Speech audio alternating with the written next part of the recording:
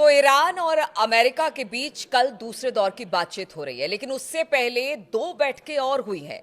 और ये दो बैठकें किस तरह से महत्वपूर्ण है इस बातचीत को लेकर, क्योंकि कल की बातचीत में ये तय हो जाएगा कि जो बातचीत अमेरिका और ईरान के बीच में चल रही है, क्या वो आगे बढ़ेगी, किसी समझौते के शक्ल में तब्दील होगी, या फिर यहां से स्थिति और बिगड़ेगी। बातचीत करने के लिए मयंक मेरे साथ जुड़ गए हैं।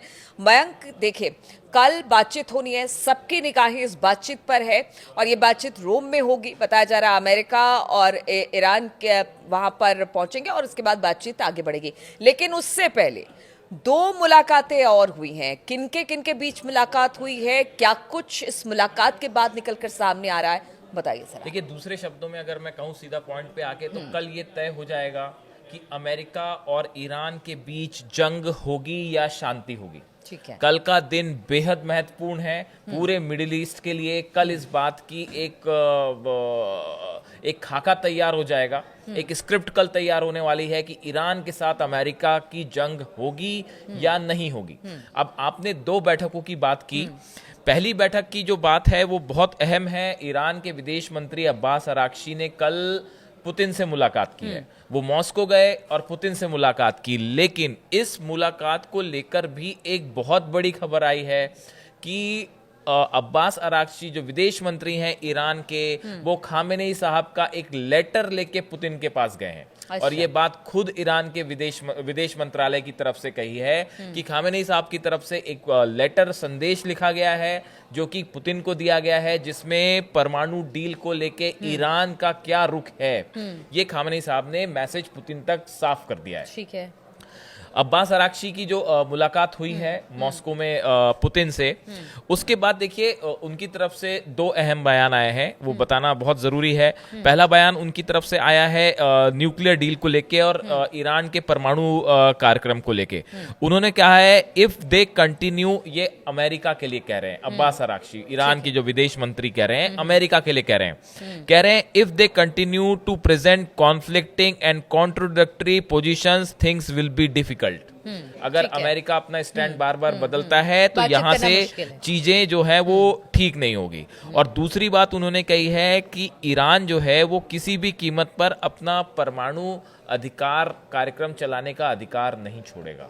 ठीक है। ये एक बड़ा मैसेज जो है वो ईरान की तरफ से दिया गया है कि हम परमाणु बम नहीं बना रहे, हम अपना परमाणु कार्यक्रम किसी तरह का हम नहीं चला रहे और हम उसके लिए बातचीत पे तैयार हैं। ठीक है, आगे बात बताइएगा। लेकिन यहाँ पर जब अमेरिका ने अपना स्टैंड क्लियर कर दिया, ईरान ने अपना स्टैंड क्लियर कर दिया, तो फिर कल बातचीत कैसे आगे बढ़ेगी? और दूसरी मुलाकात अभी एक और जो चीज है, हाँ।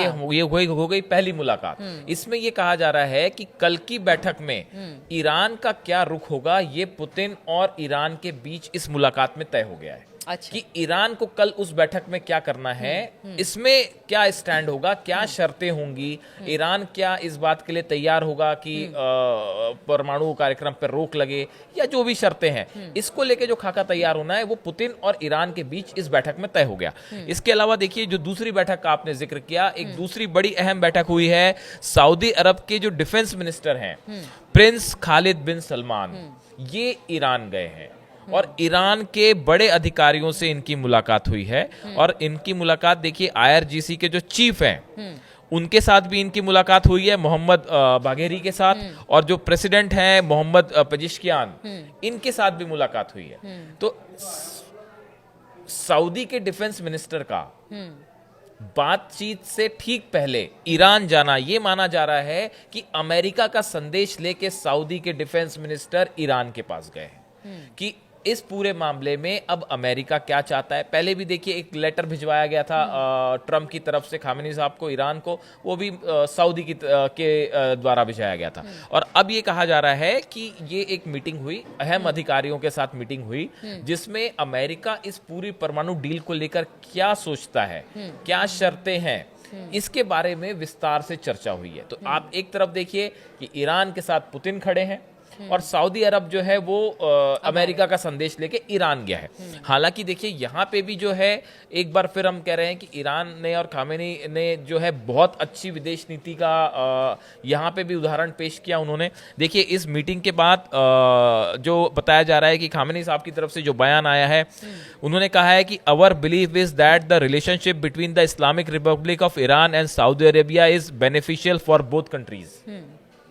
खामेनी की तरफ से कहा गया कि सऊदी अरब से भी अच्छे रिलेशन होना हम सबके फायदे के लिए है, मिडिल ईस्ट के फायदे के लिए है। तो आप देखिए ईरान जो है वो कितने सधे शब्दों में हर कदम, कितने नपे तुले शब्दों में बयान दे रहा है, कितने सोच समझकर इंटरनेशनल लेवल पे हर कदम उठाए जा रहे हैं। बायलैटरल टॉक्स को लेके कितना आगे बढ़ना है, परमाणु समझौते को लेकर कितना आगे बढ़ना है, कहाँ एक रेड लाइन खींच देनी है, कहाँ पे जो है वो अपनी शक्ति का प्रदर्शन करना है। अगर आप पिछले 6 महीने में देखें तो ईरान ने बेहतरीन विदेश नीति का परिचय दिया है, बेहतरीन अपनी स्ट्रैटेजिक फोर्सेस का वो दिया है। और अब देखिए सऊदी के साथ तो सऊदी ये बात पता है सबको कि अमेरिका का संदेश लेके आया है, लेकिन बड़ा वार्म वेलकम हुआ है, वार्म वेलकम हुआ और ईरान ने जो है बकायदा उनकी पूरी बात सुनी और अपने तरफ से भी संदेश साफ कर दिया कि, और वो भी बिल्कुल पोलाइटली। इसे ही कहते हैं कि डिप्लोमेसी सिर्फ डिप्लोमेसी मतलब इंटरनेशनल रिलेशन हमेशा जंग करने से नहीं होती, आपको साम दाम दंड भेद सब करना पड़ेगा। और यहाँ पे जो है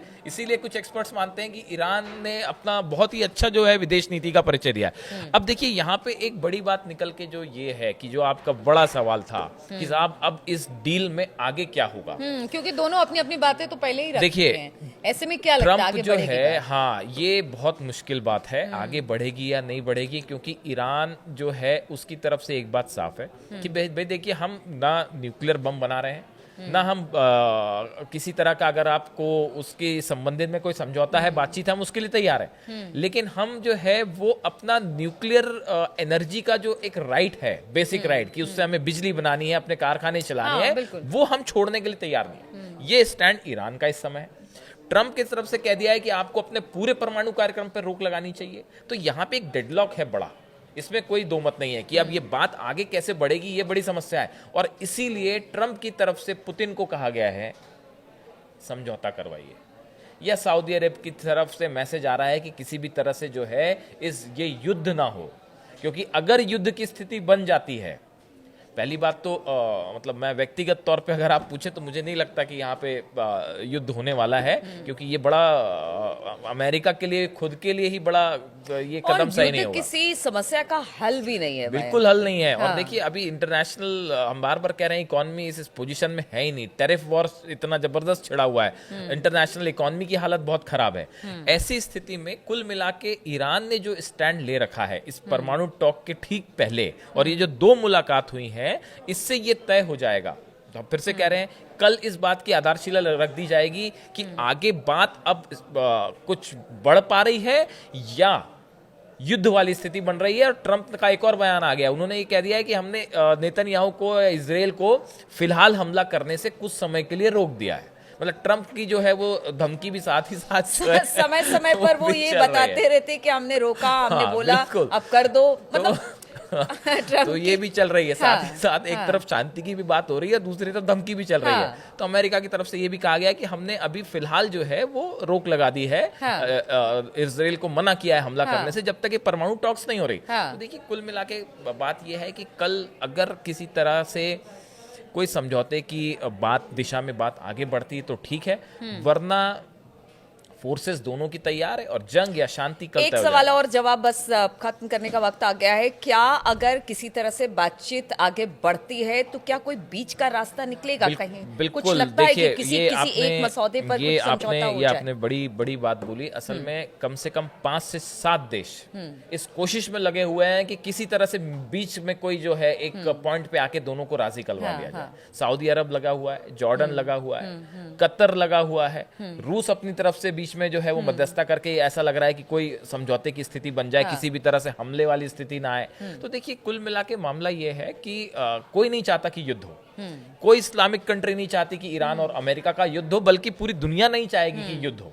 नेतन्याहू क्या चाहते हैं वो एक अलग बात है, लेकिन इस हालत में अब देखिए ये बड़ी और देखिए तनाव की स्थिति में भी कोई देश कह सकते हैं ना कि आप चैन से नहीं बैठ सकता है। बिल्कुल। तनाव भी अगर दोनों देशों के बीच में बना रहेगा तो वो भी चैन की बात ना वहां के आवाम के लिए ना वहां की तरक्की के लिए ठीक है भाई। तो ऐसी स्थिति में अब देखिए कल क्या किसी मिड पॉइंट पे आके समझौता हो पाता है क्या ईरान? लेकिन इसमें बड़ी बात जहां आके फंसी हुई है वो यही है कि अब अमेरिका का ये कहना कि आपको कंप्लीटली न्यूक्लियर अपना प्रोग्राम खत्म करना पड़ेगा, उसके लिए ईरान राजी होगा या खामेनी साहब राजी होंगे, ये फिलहाल तो मेरे को नहीं होता दिख रहा है। चलिए ठीक है, इस मुलाकात पर तो हमारी नजर रहेगी, लेकिन बात अगर पुतिन की करे या फिर सऊदी अरब की करे, यानी कि रूस और सऊदी अरब की करे, तो मध्यस्थता करने की पूरी कोशिश हो रही है कल के इस समझौते में कि शायद किसी जगह पर आकर बात बन जाए, लेकिन कल तक का इंतजार करना पड़ेगा।